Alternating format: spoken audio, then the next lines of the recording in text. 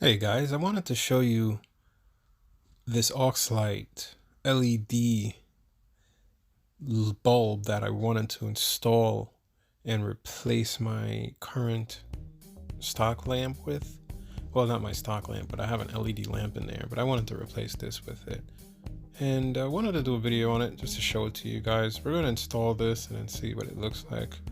But first, let me take you by the Amazon website. So here it is. This is the AuxLight. This one will replace my 1157. I paid $14.98 for it. There's two in there, and we'll just swipe across here and you can see a couple of the little characteristics of it. There will be a link in the description for this if you were to want to get one. If you do click the link, it does give a small kickback that helps support the channel, and I thank you very dearly for that. So anyway, I like the reviews, as with anything. I don't know if you guys are the same way, but I always read the reviews. Just wanted to see what people think and how they like it, and what is it that what ideas they get from it. Anyway, so let's open it up and we can have a look.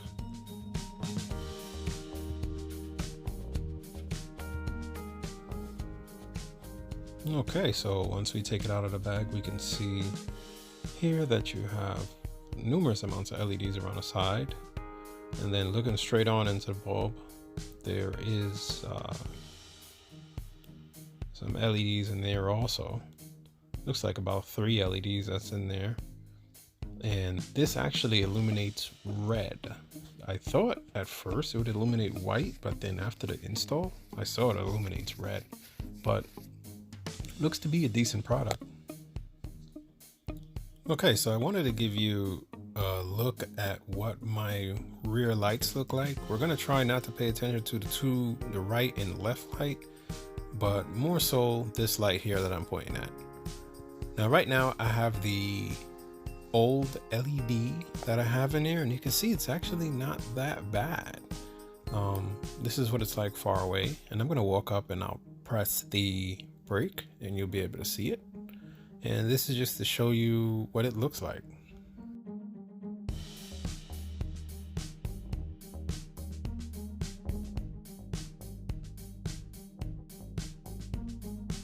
First, let's remove these bulb that's already in there.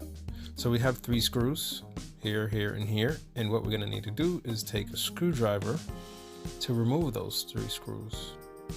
Now you're going to want a screwdriver with it's going to be a Phillips head, cross tip, or whatever most people like to call them. It's going to want it to be one of, not the shallow one, but the one that has a pretty pointy end to it. Now what you're going to want to do is just remove those 3 screws, extract those, and then get them out.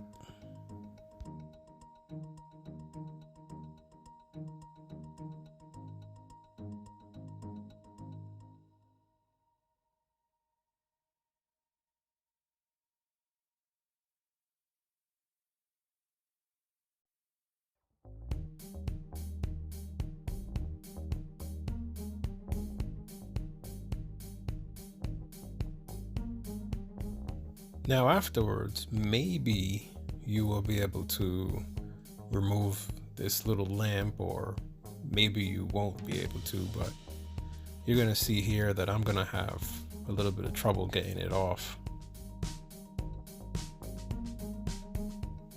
Sometimes when it comes to things like this, you have to think a little outside the box, so I have a little something for you. Okay, now every good mechanic ought to have one of these in their toolbox. This here is called a feeler gauge. What you're gonna do is you fan it out and you'll take one of them, that's pretty thin, and you'll just wedge it right in there, right? Slide it and just give it a slight twist, not hard. Remember, this is a sealed piece, not by glue or anything, but just pressure. So you're gonna put it in there just to break that seal, and wedge it a little bit, put it on the other side, move it up, and then come back down, and you just want to just break that little crease that's in there and just turn slightly, and then you gotta see it comes up a little bit there. And there you go, it's removed. Okay, now you can see the aftermarket LED bulb I had in here. What you're gonna wanna do is you're just gonna wanna grab it. You'll push in a little bit and then twist to the left and it'll come right out. And here you can see it's like a multi LED bulb, really nice bulb. It illuminates red also, so you really can't use this anywhere else. Now you're gonna take one of the replacement bulbs and we will open up the pack. Remove the bulb. Now you're going to look at the bulb and you'll see that it has some little indentations on the bottom. They're both at different points opposite of each other. You will insert the bulb and then you're going to give it a twist to the right. If it doesn't want to twist, you're going to want to pull the bulb back out. Rotate it 180 degrees, put it back in, twist again, and voila. There you go. You can turn the key on and test it, make sure it works. As you can see here, illuminates red. Very nice. Little press just to see, make sure it's actually working, which it is.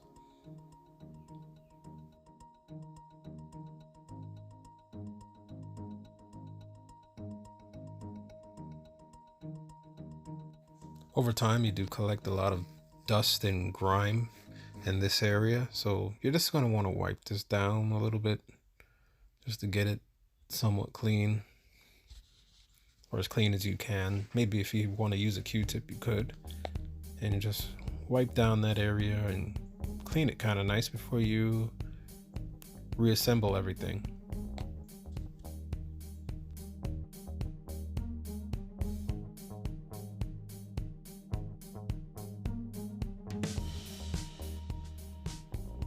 Then give your lamp a good wipe down, and then you can assemble a lamp.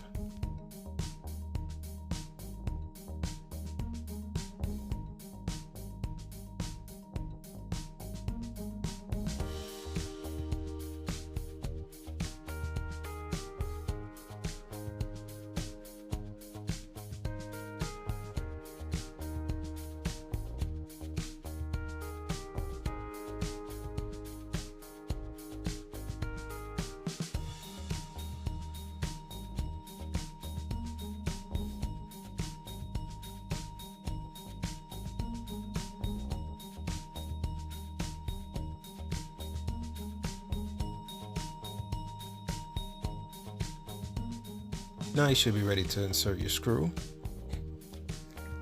And I actually did clean off the screw heads and the little holes there.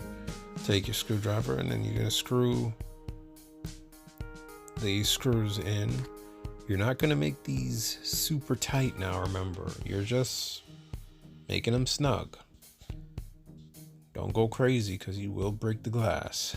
So yeah, don't do that.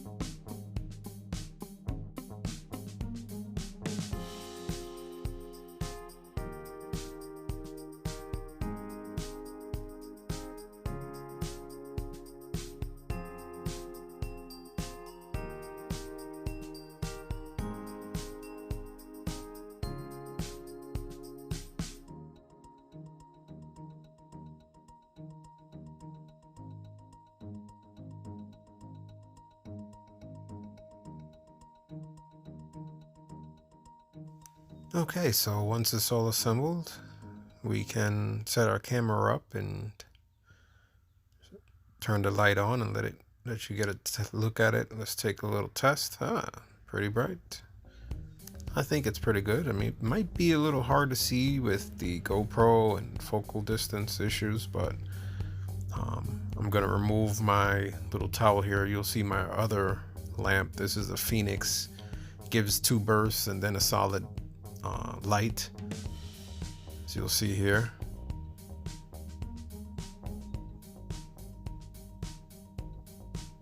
And again, I think definitely anyone that's behind me will know I'm breaking now. Well, I thank you guys for watching, and if you want to watch more videos, click one of the 2 videos on the left hand side of the screen, and you guys stay safe.